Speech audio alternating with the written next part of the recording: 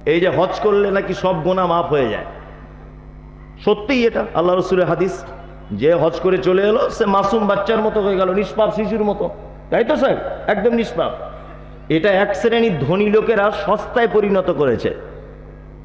একবার হজ করেছে দেখবেন, আবার চলে যাচ্ছে আর একবার, দুইবার ফরজ হজ হয়ে গেল, এবার প্রতি বছরে দেখছি ওমরা করতে যাচ্ছে, প্রতি বছরে।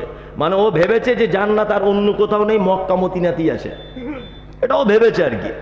আর ধনী লোক ও ভেবেছে বছরে 1 লাখ টাকা খরচা হবে, হবে তাই কি হবে, কি বলছি বুঝতে পারছেন?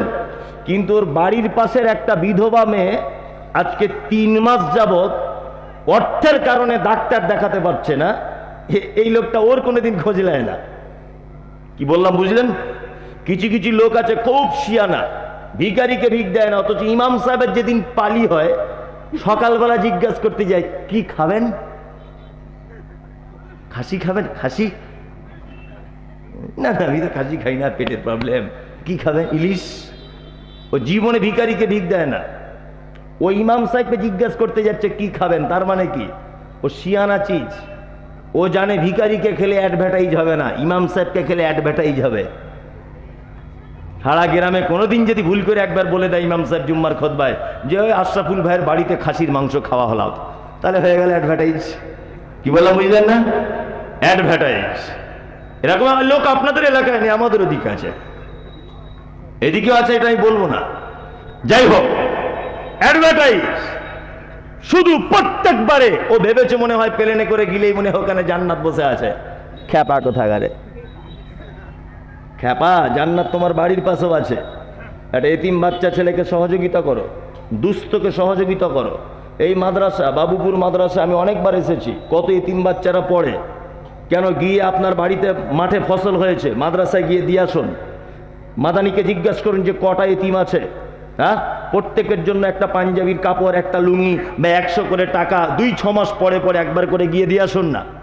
কোথায় আপনি জান্নাত খুঁজতে চাইছেন? এখানে বাড়ির পাশে বাবুপুরে জান্নাত, হাফসাতে জান্নাত, হ্যাঁ, এইখানে জান্নাত ঘোরাঘুরি করছে। ওই এই জান্নাত খুঁজে পায় না, ও যাচ্ছে এখান থেকে দুবাই ভাড়া হয়ে মক্কাতে, বারবার দেখছে ওমরা করছে বছরে বছরে। সস্তায় জান্নাত পেতে চাইছে, অথচ এই সস্তার জান্নাতগুলোর পছন্দ হলো না। কথা বাস্তব বলছি না অবাস্তব? এতিমদের সঙ্গে কখনো খারাপ ব্যবহার করবেন না, যত পারবেন তাদের পাশে থাকবেন। 2, আল্লাহ তাআলা তারপরে বলছেন ওয়ালা ইয়াহুজ্জু আলা তুআমিল মিসকিন, যারা মিসকিনদেরকে খাদ্য দানে উৎসাহিত করে না। ফকির আর মিসকিন দুটো শব্দ বাজারে চলে। ফকির ওই লোক যার কিছু আছে তারপরেও তার সমস্যা মেটে না, অপরের মুখাপেক্ষী হতে হয়, এ হচ্ছে ফকির। মিসকিন হচ্ছে সেই যার কিচ্ছু নেই, নিঃস্ব, অভাবী, এই লোক হচ্ছে মিসকিন। কখনোই আপনার কাছে বিনীত অনুরোধ যে মিসকিনদেরকে আপনার দরজা থেকে ঠেলে দিবেন না, খাদ্য দানে উৎসাহিত করবেন। দরজাতে লা ইলাহা ইল্লাল্লাহ। আমি চুয়াপুকুর থেকে এসেছি, মা দুটো ভিক্ষা দাও। একজন এসেছে, এ পুরুষ মানুষ আর কি, বুঝলেন তো? তা লোকটা দরজাটা খুলেছে, ভিখারিকে দেখে বলছে এই কি করতে এসেছ? এই যে ভিক করতে এসেছি। তুই যে ভিক করতে এসেছি তো তোমার হাতে বড় ফোন কেন? হ্যাঁ, বড় ফোন নিয়ে ভিক করতে এসেছ? এখান থেকে ঢং খুঁজে পায় না, বড় অ্যান্ড্রয়েড সেট নিয়ে ভিক করতে এসেছে। আর একটা মহিলা এসেছে, এসে বলছে খালা, ও খালা বাড়িতে আছো? কে? না আমি এই বাবুপুর থেকে এসেছি, মেয়ের বিয়ের জন্য কিছু যদি দিতেন খুব ভালো হতো। দরজাটা খুলেছে, বাড়ির মহিলাটা খুলে বলছে ঢং দেখো, আমার স্বামী ঠিকাদারি করে, এত দামি শাড়ি পরে না, তুমি তো মিনু শাড়ি পরে ভিক করতে এসেছো, তোমার লজ্জা শরম নাই? থেকে আর একজন এসেছে, একদম ল্যাংড়া মানুষ। সে যখন ভিক্ষা চাইছে তখন বলছে এই নামাজ পড়িস? নামাজ পড়ি না। এই রোজা করিস? রোজা করি না। ভাই কিছু দাও তো দেবে না, তো বেশি কিছু আমাকে বলো না, আমি পালাবো। ভালো করে বুঝবেন, নামাজ পড়িস গ্রামের আর 5টা লোককে বলতে গেছেন? আপনার বাপকে বলেছেন কোনোদিন? আপনার বেটাকে বলেছেন? ওকে কেন বলতে গেলেন? ওকে বলতে গেলেন এই কারণে যাতে আপনার ভিক্ষাটা দিতে না হয়, এটা একটা অভিনয়। কি বললাম বুঝলেন না? যাতে দিতে না হয়, অথচ নিজের একটা বেটাও নামাজ পড়ে না। কি বলছি বুঝতে পারছেন? জি। তাহলে তিনজনকে তিনটে অভিনয় করে আপনি বাড়ি পাঠিয়ে দিলেন। বলুন তো, সারা পৃথিবীর সব থেকে এই মুহূর্তে খারাপ মানুষ আপনার চোখে কে হতে পারে? কে আপনার চোখে এই মুহূর্তে খারাপ মানুষ কে হতে পারে? তসলিমা নাসরিন একটু পরেশগার মেয়ে নাকি? এ খারাপ মেয়ে একটা ধরে নেন, তাই তো? হ্যাঁ, আপনি ধরে নিতে পারেন এই দেশের মাটিতে অনেক মানুষ আছে যারা হযরত মুহাম্মাদের ব্যাপারে কটু কথা বলে, যারা মাদ্রাসা মসজিদের ব্যাপারে কুমন্তব্য করে। এরা ভালো লোক না খারাপ লোক? খারাপ লোক, তাই না? শুয়োর কুকুর ভালো প্রাণী না খারাপ? খারাপ। আল্লাহ সুবহানাহু ওয়া তাআলা এদেরকে রুজি দেয়। ফিলিস্তিনের মাটিতে আপনারা দেখতে পাচ্ছেন যে ইসরায়েলেরা মসজিদে আকসার উপরে তারা বোম মারছে, মসজিদে আকসা ভেঙে ফেলবে, দখল করবে, চক্রান্ত চলছে। ফিলিস্তিনের অহরহ প্রতিনিয়ত একটা রুটিন অনুযায়ী শিশুদেরকে, নারীদেরকে, কন্যা পুরুষ সবাইকে লাগাতারে হত্যা লীলা চলছে। বলুন তো, যারা এই হত্যা করছে এরা ভালো লোক না খারাপ লোক? ভালো লোক না খারাপ লোক? খারাপ লোক, তাই না? আরে ইসরায়েলের ইহুদিদেরকে রুজি দেয় কে? কে? আল্লাহ।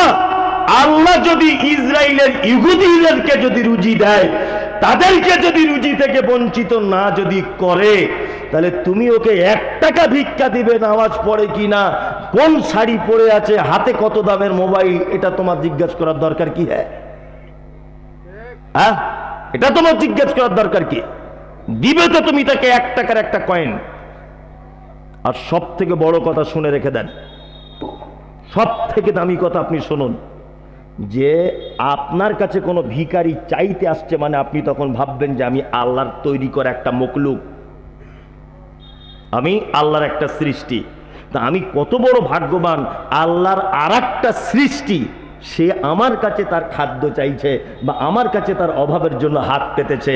তাহলে আপনি উত্তম নয় কি? উত্তম নয় কি? উত্তম। অভাবী, দুস্থ, অনাথ, এতিম, অসহায়, মিসকিনদের পাশে দাঁড়াবো ইনশাল্লাহ। ইনশাল্লাহ। আমাদের তো আবার দাঁড়ানো নয়, দাঁড়ানোরও অনেক ঢং। এই যে শীতকাল আসছে, এলাকার কিছু ফচকে নেতা আছে বুঝলেন, ফচকে নেতা 4টে ছেঁড়া কম্বল নিয়ে পাড়ার গরিব মানুষদেরকে বিতরণ করছে। আর 4 জন দেখছে এইরকম করে ক্যামেরা ধরে আছে, 4 জন। সকালবেলাতে ফেসবুকে পোস্ট করেছে আমাদের এলাকার জনদরদি নেতা 4টে ছেঁড়া কম্বল দিয়েছে। কাকে দিয়েছে? না ওরই ফুফুতো ভাইকে দিয়েছে। আচ্ছা বলুন দেখি, ওর ফুফুতো ভাইকে যে 4টে ছেঁড়া কম্বল দিল আর ও যে ফেসবুকে পোস্ট করলো, তা ওর ফুফুতো ভাইয়েরও তো মেয়ে জামাই থাকতে পারে, পারে কি পারে না? তারও তো আত্মীয় স্বজন থাকতে পারে।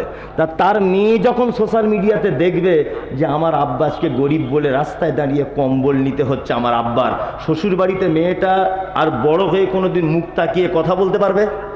পারবে? পারবেন না। লকডাউনে কাকে 1 লিটার সরিষার তেল দিয়েছে, 4 বার দেখছি ফটো তুলে ছাড়ছে ফেসবুকে। কি দানির বেটা দানি! ফেরেশতারা কাঁচা কুঞ্চি রেডি করে রেখে তোমার পাছার চামড়া তুলে দিবে উল্টো পাল্টা যদি করো, বুঝলেন তো? রিয়া হয়ে যাবে। কি রিয়া? গোপনে গোপনে করুন, প্রকাশ্য দান করা যায়, অবশ্যই যায়। প্রকাশ্যে দান করা যায় অবশ্যই, সিররা ওয়া আলানিয়া, প্রকাশ্যেও করা যায়, গোপনেও করা যায়, তবে এটা পরিস্থিতির পরিপ্রেক্ষিতে করা হবে।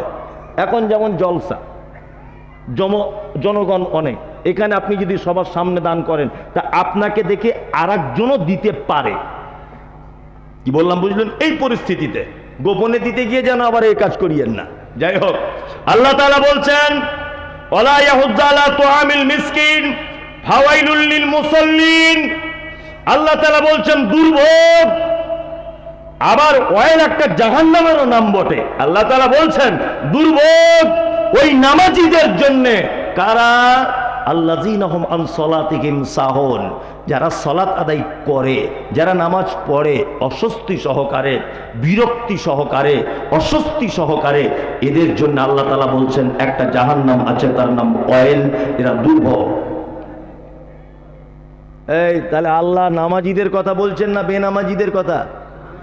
নামাজিদের কথা, মানে সাংঘাতিক গেঁড়াকল।